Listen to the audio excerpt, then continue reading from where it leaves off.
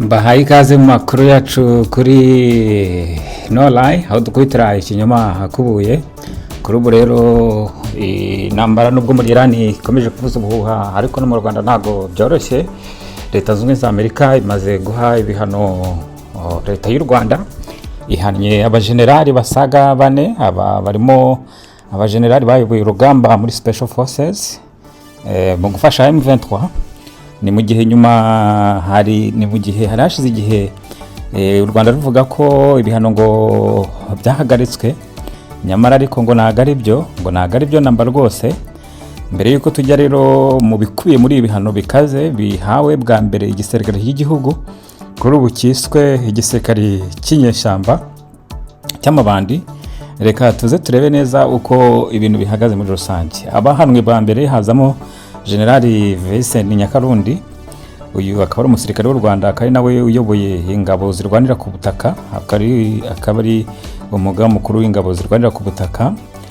Uyu Nyakarundi yagaragaye mu bikorwa byo gufasha M23 ndetse no kwitera inkunga.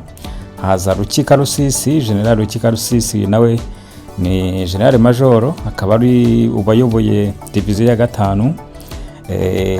Ngo mu minsi yashize nyine ubwo hajya gufatwa ibihano bitarafatwa neza, Rukika Rusisi ngo yakore kuri uyu mwanya kuko ari we wayoboraga ibitero bya Special Operations cyangwa operations zidasanzwe byafashaga M23 ku advancinga ijya imbere. Uyu nawe yakubiswe ibihano. Haraza General Mbaraka Muganga rero akaba ari nawe ushinzwe, ari umugaba w'ingabo z'u Rwanda zose uziteranije, izo mu kirere, izo hasi, izo mu mazi n'ahandi. Uyu rero niwe muhuzabikorwa w'ibyo byiciro by'ingabo, nawe yahawe ibihano bikomeye. Ngo mbere yuko nyine 2023 mbere ya 2023 mbere yuko ashyirwa kuri uyu mwanya, ngo Mbaraka Muganga ngo yari umuyobozi w'ingabo wagize uruhare runini muri operasiyo zo gufasha M23 na RDF mu burasirazuba bwa Kongo. Hari kandi Stanislas Gashugi, uyu niwe wasimbuye Rukika Rusisi, ngo yashizwe kuri uyu mwanya w'ibikorwa bidasanzwe mu ngabo z'u Rwanda, operations zidasanzwe ku ya 15 twezi kwa 2025, asimbuye Karusisi. Rero RDF ngi ishirirwe ibihano mu buryo bwo gukoresha imbaraga z'umurengera ndetse no gufasha imitwe yitwaje intwaro n'iyiterabwoba mu burasirazuba bwa Kongo. Yaba Nyakarundi, Karusisi, Muganga na Gashugi bashizweho ibihano hakurikijwe itegeko I/0/13 rishira abayobozi ba RDF n'ababishamikiyeho bose n'abambure babo bose n'imiryango n'abafatanya bose mu bihano bihoraho kubera kubangamira umutekano, amahoro n'ubusugire bwa Repubulika Iharanira Demokarasi ya Kongo, ariko hicwa abantu, genocide n'ibyaha by'intambara. Ibihano rero ni ibihe rero? Ngo umwanzuro w'uyu munsi ufata ibihano ku bikorwa byose, amazu, ibintu byose bafite byose bibaye bloke aho biri hose, haba muri Leta Zunze za Amerika ndetse naho Leta Zunze za Amerika ifite control. Kubyiyongera kuri ibyo, ubwo nupanga amazu, inganda, ubucuruzi byose byafashwe. Ibyiyongera kuri ibyo, abantu basaga 50 nabo babaye bloke, babaye nabo bashiriwe ibihano, harimo famille y'abo bantu n'ubutegetsi bwa Repubulika y'u Rwanda n'ibindi byinshi. Hagendewe rero itegeko ryitwa OFAC, niryo rigiye kugenzura ibi bintu ku buryo bagiye gusaba n'ibindi bihugu kugira ngo bifate imyanzuro ikakaye. Ngo igihugu n'abantu ku giti cyabo bazicaye amasezerano bagakorana n'u Rwanda nabo bazafatirwa ibihano.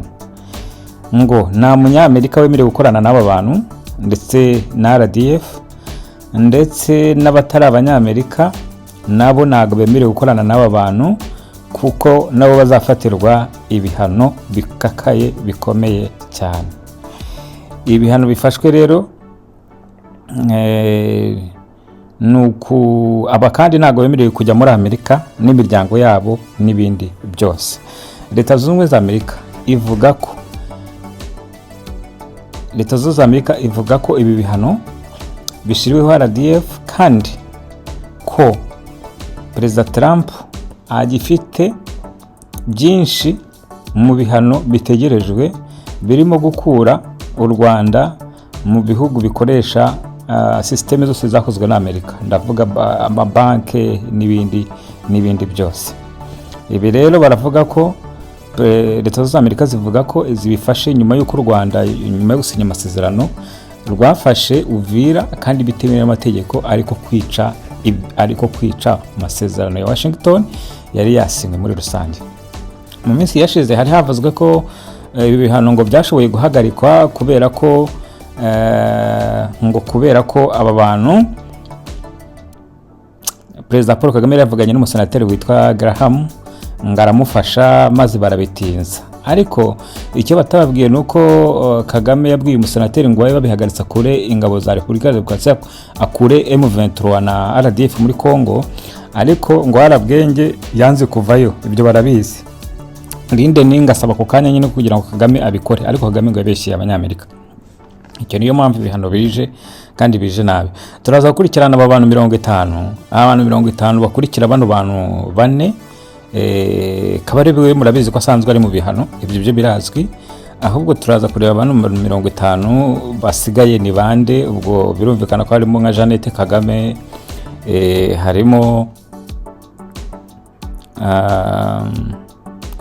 harimo n'abandi nyine abo bantu bose babandi bakora mu rugwiro ba ministry. Abantu benshi 50 ni benshi mwibika kindi gishinzwe amategeko gifite 80. Ngayo nguko rero hagati aho nyine mu bihano byafashwe nuko imitungo, amafaranga, ibiki byose bishizwe under control ya Leta z'Amerika Amerika. Amakonti abaye bloqué kandi na muri abo bantu na n'umuryango yabo nta muntu wemerewe guca muri Amerika cyangwa se kuhashakira visa cyangwa kuhagura ikindi kintu kirere cyose. Birumvikana ko abanyaburayi nabo bari buze gukurikizaho ibyabo kuko na Amerika na Burayi ibyo biri murabizi. Ibi rero bije mu gihe intambara muri Iran nyine ikomeje kuvuza ubuhuha. Mwarabibonye ko kwitereza Amerika atari ibintu byoroshye cyane. Ni mwihanganire mufata ibyo bihano mubona muheza abantu ishyanga. Nimuborohere mukagira ngo bizoro. Ngayo nguko rero reka mbashimire mwese witeka bane namwe.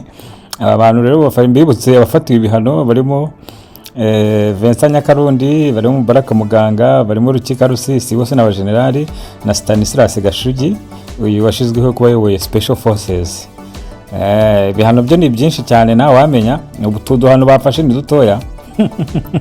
Nitutuye duhano tw'amafaranga n'imitungo na business na n'iki kintu no kubabuza kugenda. Ubwo niba bakubuje kujya muri Amerika ubwo nyine viza y'Iburayi nayo zabona nayo. Ubwo nyine ubaye ugomba gupfira mu Rwanda mu gihe ibihano bitaravaho.